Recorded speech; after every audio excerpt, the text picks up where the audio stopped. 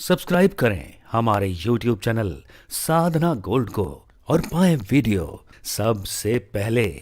और हाँ, bell icon दबाना ना भूलें। गृहस्थ में प्रेम भी चाहिए, विश्वास भी चाहिए, पैसा भी चाहिए, पर तीनों तब टिकेंगे जब सहनशीलता हो।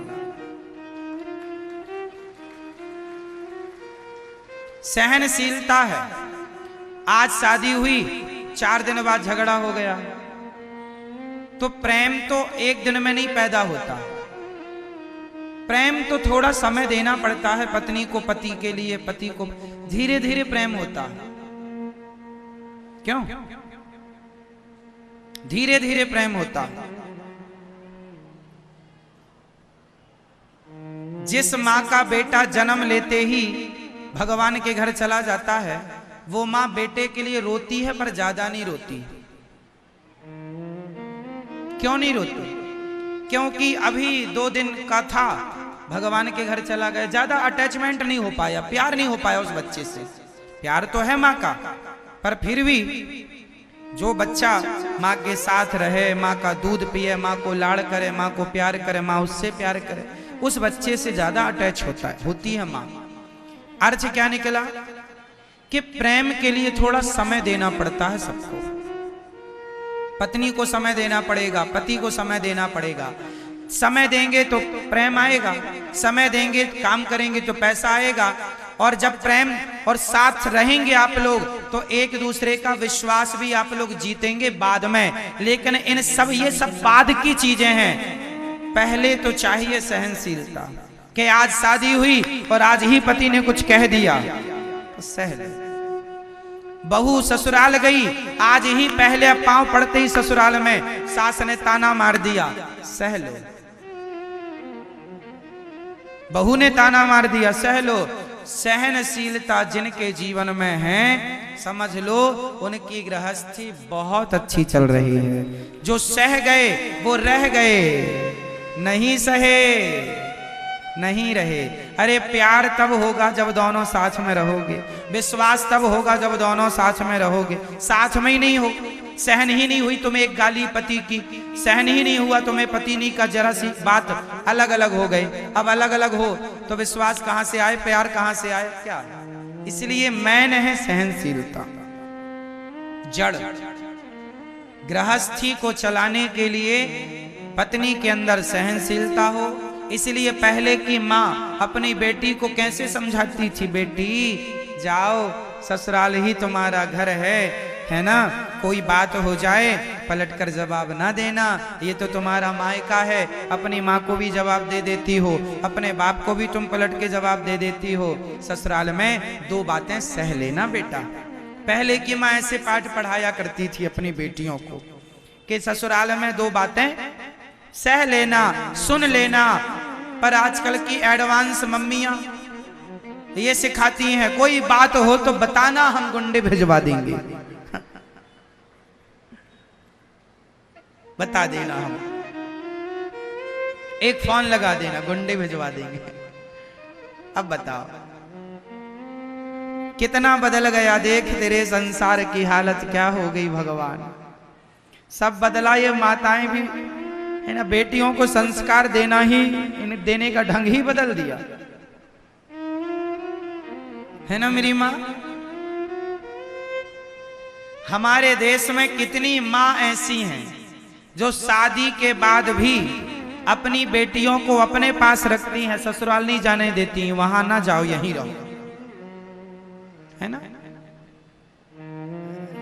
लड़कियों की माँ बेटियों से इतना प्यार करती है, उसके चक्कर में उसका घर बिगड़ जाता। कितने केस ऐसे हैं जहां मां की गलती के कारण लड़की का घर बिगड़ जाता। एक सफल गृहस्थी कैसी होती है? गृहस्थी में क्या क्या नहीं होना चाहिए, आज मैं आपको यह बताऊंगा क्या नहीं होना चाहिए। आजकल आपने देखा होगा कि अक्सर घरों में जो आपकी बेटियां हैं, वो बेटी जब अपने मायके आती है ना, तो वो मायके में आकर के बड़ा, कुछ बेटियां ऐसी हैं जो मायके में आकर के बड़ी राजनीति करती हैं। छोटी भाभी से बड़ी भाभी की भिड़ा दी, बड़ी भाभी को छोटी से भिड़ा दी, अपनी माँ से अपनी भाभी को भिड़ू करके अच्छी बन गई बेटी। कुछ बेटियां ऐसी होती हैं जो जरूरत से ज्यादा अपने भाई की जिंदगी में, अपनी भौजाई की जिंदगी में इंटरफेयर करती रहती है ना। पति पत्नी के रिश्ते को बिगाड़ने में लड़की की मां या लड़के की बहन, यदि इन दोनों से बच गया तो गृहस्थी चल जाएगी। और दोनों में से किसी एक का इंटरफेयर ज्यादा हुआ, नहीं, बातचीत करना बुरा नहीं है, प्यार मोहब्बत रखना बुरा नहीं है, व्यवहार बनाए रखना, आदर सम्मान देते रहना बुरा नहीं है, जरूरत से ज्यादा का इंटरफेयर बुरा है। समझ रहे हैं? जरूरत से ज्यादा इंटरफेयर करना, भाई को अपने कब्जे में कर लेना। कई बहनें अपने भाई को अपने कब्जे में, मेरा भाई मेरी सुनेगा, और बेचारी पत्नी परेशान है। कई माताओं ने अपने बेटे को वश में कर लिया, तू मेरी सुन, अपनी पत्नी को निकाल दे, मैं तेरे लिए दूसरी शादी करा दूंगी। ऐसी भी माएं आपको आज की मिल जाएंगी जो बेटे से कहती हैं तू कुछ भी करके से तलाक दिला दे, मैं तो तेरे लिए दूसरी दुल्हन ले आऊंगी। मां, कई बार कितने घरों में, कितने केसों में देखा गया, किसी घर में किसी केस में मां की गलती है, किसी केस में बहू की, किसी केस में बहन की गलती है, किसी केस में भाई की। हम ये कहते हैं कि चाहे मां हो, चाहे बहन हो, चाहे आप स्वयं हो, कोई भी हो, हमें गृहस्थी चलाने की ओर बढ़ना है, निभाना है, रिश्तों को बनाए रखना है, रिश्तों को निभाना है। तोड़ने की बातें नहीं करनी कि तोड़ दो, इसे निकाल दो, हम दूसरी ले आएंगे, ये कोई बात नहीं हुई। गृहस्थी बहुत नाजुक है, इसलिए बड़े बड़े ऋषि मुनियों ने कहा, संतों ने कहा, रही मन धागा प्रेम का मत तोड़ो छटकाए, टूटे से फिर ना जुड़े, जुड़े सो गांठ पड़ जाए। रही मन धागा प्रेम का मत तोड़ो छटकाए। ऐसी गृहस्थी बड़े प्रेम से निभानी चाहिए, चलानी चाहिए। गृहस्थ आश्रम में रहकर पति पत्नी को भगवान का चिंतन करना चाहिए। और मुझे लगता है जिस पत्नी को अपने पति पर विश्वास है और जिस पति को अपनी पत्नी पर विश्वास और प्रेम और समर्पण है दोनों का एक दूसरे के जीवन में, फिर जमाने की परवाह ना करो, आप दोनों चला लोगे। दोनों मजबूत हैं तो फिर टेंशन नहीं। दोनों कमजोर हो जाते हैं ना तो फिर इनका फायदा कोई ना कोई उठा लेता है।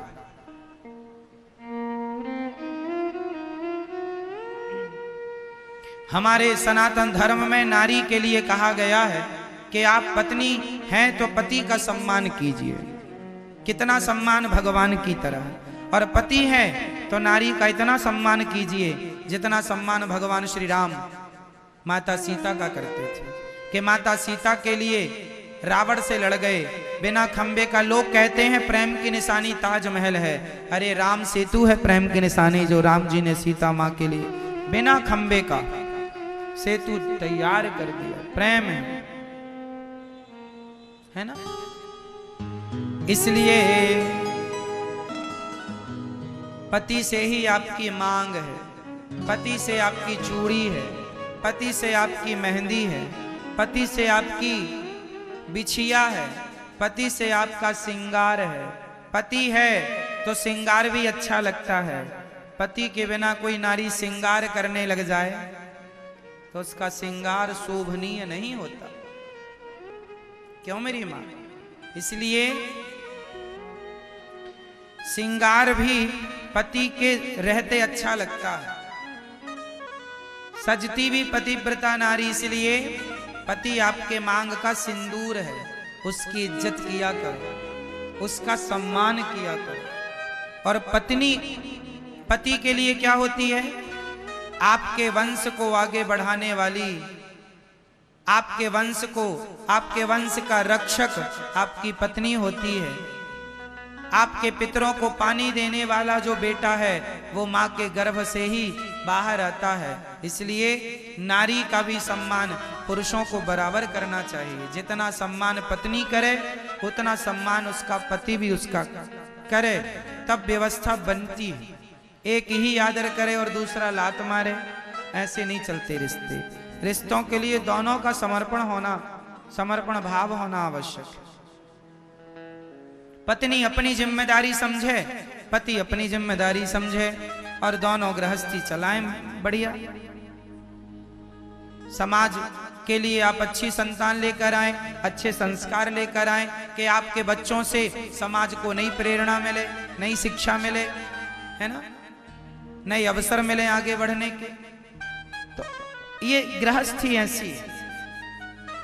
आजकल तो लड़ते ही रहते हैं पति पत्नी। पति रास्ता भटक जाता है, किसी पराई नारी में पड़ गया, नारियां पराए पुरुष में पड़ जाती हैं।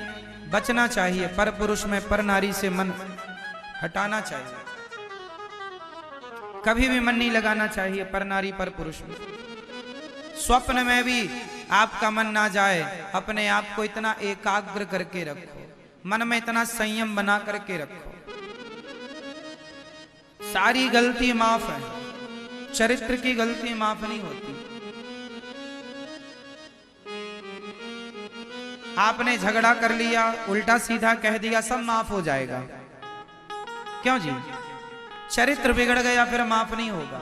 इसलिए भगवान से यही प्रार्थना करो कि आप बिल्कुल गंगा की तरह पवित्र रहें, चरित्र के मामले में आप पर कोई उंगली ना उठाए।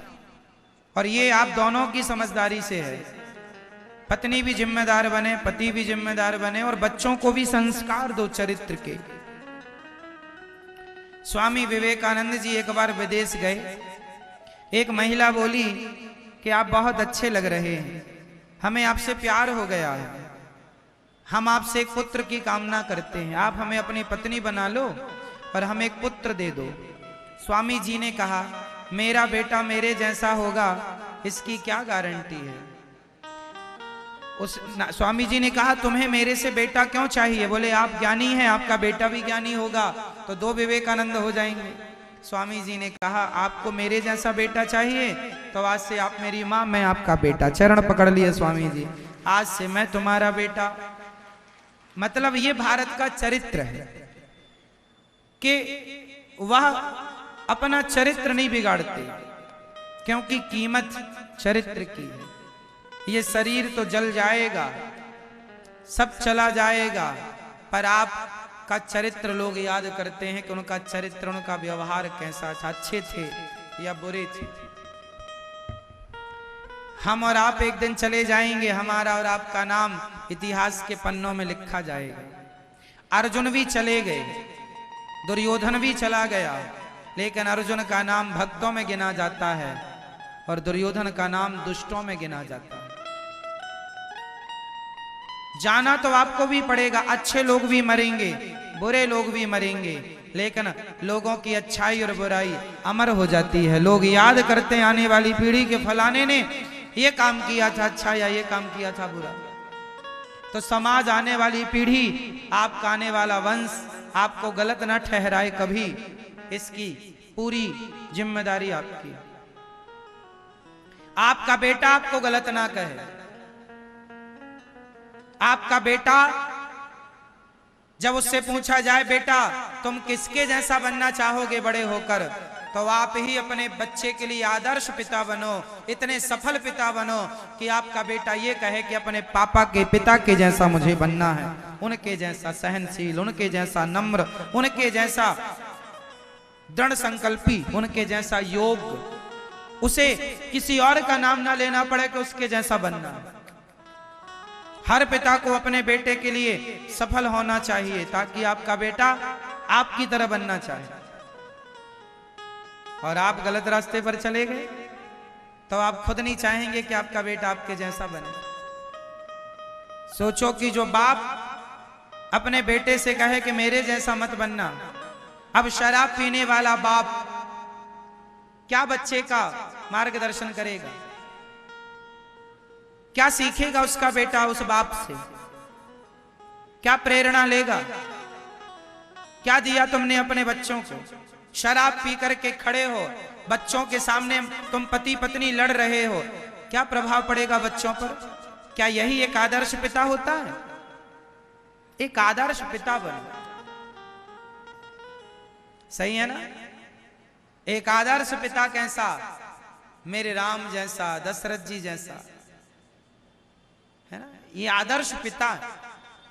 बहुत सारे पिता मिल जाएंगे जो बच्चों को बहुत अच्छी शिक्षा, बहुत अच्छा ज्ञान, बहुत अच्छा रास्ता बता कर जाते हैं। और कुछ बच्चे, कुछ माँ बाप ऐसे हैं गलत रास्ते पर चला देते हैं बच्चों को। शराब खुद पिएंगे, बीड़ी खुद पिएंगे, झूठ खुद बोलेंगे, गलत खुद करेंगे बच्चे भी। आदर्श पिता बनो, आदर्श मां बनो। माता मदाल शाह, आदर्श मां, आदर्श पिता।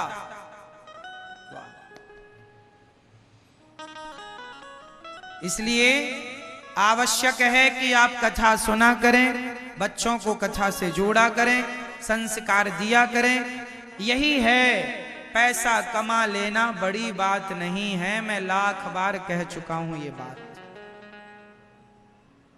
पैसा कमाना बड़ी बात नहीं, चरित्रवान होकर जीना और चरित्रवान होकर ही मरना बड़ी बात है। सत्य के रास्ते पर आज चलना और मरते दम तक सत्य के रास्ते पर चलना, ये बड़ी बात है।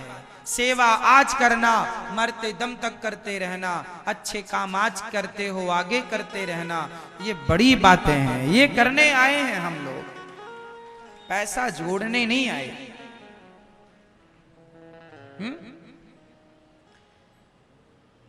आप अपने आप से ये सवाल करना कि आपका ये जन्म क्यों हुआ है, क्या उद्देश्य है आपका, लक्ष्य क्या है आपका, आपको कहां जाकर शांति मिलेगी। कितना भटक रहे हो, दर दर की ठोकर खा रहे हो, शांति पाने के चक्कर, शांति के लिए बड़ा घर बनाया, इस बड़े घर में शांति मिलेगी, क्या मिली? बड़े जंगल गए, बड़े पार्क गए, यहां शांति मिलेगी, कहां मिली? शांति बाहर नहीं है साहब, शांति अंदर है। यदि यहां अंदर इच्छाएं खत्म हो गई हैं, अंदर चित्त शांत है, तो आप शोरगुल बाजार में भी चले जाइए तो आपको शांति मिलेगी, क्योंकि भीतर शांति है। अंदर शांति नहीं है तो चले जाइए जंगल में, वहां भी शांति नहीं मिलेगी। शांति बाहर का विषय ही नहीं है। जो अंदर है उन्हें आप बाहर खोज रहे हैं, उल्टा कर रहे हैं आप, है ना मेरी मां? शांति पाना चाहते हो तो जीवन में संतोषी बनना सीखो। जितना विधाता ने दिया है बहुत संतोष, काम करो, मन लगाकर मेहनत करो, पैसा कमाओ, पर जितना मिल रहा है मेहनत से उसमें संतोष। ये नहीं उनके पास ज्यादा है, उनके पास ज्यादा उनके पास है, तुम्हारे पास कितना है? जितना है तुम संतोष रखो। ऐसे देखोगे तो मन अशांत होगा। अरे उनके पास ज्यादा है, अशांत होगा। अशांति, सब कुछ होकर भी लोग अशांत क्यों हैं? क्योंकि अपने को ना देखकर औरों को देख रहे हैं, इसलिए। सब कुछ पाकर भी अशांत इसलिए है कि उनकी दृष्टि खुद में नहीं है, संतोष नहीं हुआ। औरों, अरे उनके पास ज्यादा है, उनके क्या करना तुम्हें किसी के साथ? किसके पास कितना, क्या करना तुम्हें? आपके पास कितना है ये बताओ। और जितना है संतोष रखो, काम करो, मेहनत करो, कमाओ, बढ़ाओ, पर जितना है संतोष के साथ। ये जीवन जीने की कला है, ऐसे जिया जाएगा, ऐसे चला जाएगा। मैन है आपका जीवन में, आपका नाम ना बिगड़ जाए, आपके नाम पर धब्बा ना लग जाए, कलंक ना लग जाए। चरित्र बड़ी चीज है, सत्य के रास्ते पर चलना है आपको। लाख रुपए में यदि आपने लाख रुपए लेकर झूठ बोल दिया तो लाख रुपए हफ्ते भर में खर्च हो जाएंगे, पर लोग यहां वहां कहीं भी कल धब्बा लग जाएगा कि ये आदमी झूठा है, पैसे में बिक जाता। पैसे में बिको मत, सत्य मतलब सत्य। बेटे के लिए भी सत्य बोलो, पत्नी के लिए। मैं भी, यदि मैं गलत हूं, मेरी मानो, जो लोग गलत काम करते हैं वो लोग, उन्हें सजा कोर्ट देती है, जज सजा देते हैं ना मेरी मां। जब आप गलत काम करो तो आप पहली बार तो गलत काम ना करो, पहली बात तो गलत काम ना करो, और करो गलत काम तो फिर दंड भी आप अपने आप को स्वयं ही दो। गलत हमने किया है तो दंड भी हम देंगे, अपराध हमने किया है तो दंड भी हम अपने आप को देंगे। ये दास अनिरुद्ध कहता है कि गलती नहीं करनी चाहिए, और करो तो फिर उसका अपने आप को खुद आप दंड दीजिए, जो आपको उचित लगे खुद दंड दीजिए। आपको इसका ये दंड अपने आप को। एक संत जी की कथा मुझे याद है, नाम तो मुझे उनका याद नहीं, पर याद कथा याद है, सुनो। एक चेले ने अपने गुरु जी से शास्त्रार्थ करके अपने गुरु जी को शास्त्रार्थ में पराजित कर दिया। समझना, एक चेले ने, एक शिष्य ने अपने गुरु जी को शास्त्रार्थ में पराजित कर दिया। समझ में आ गई बात?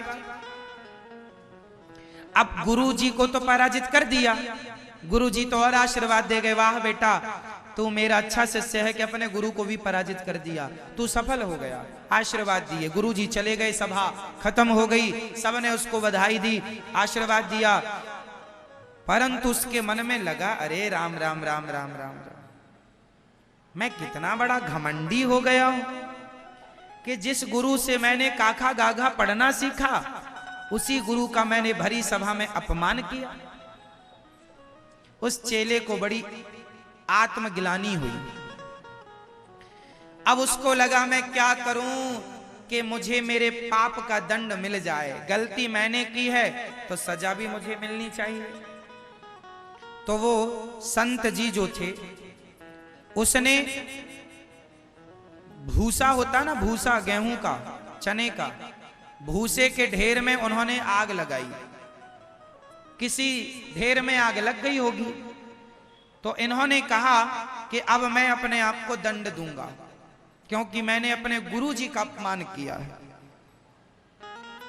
तो भूसे के ढेर में आग लगी थी और ये धीरे धीरे उस भूसे के ढेर में घुसने लगे। एकदम से नहीं घुसे, बोले नहीं एकदम से घुसूंगा तो जल्दी मर जाऊंगा, तड़प तड़प के मरूंगा तो मेरे पापों का प्रायश्चित हो जाएगा।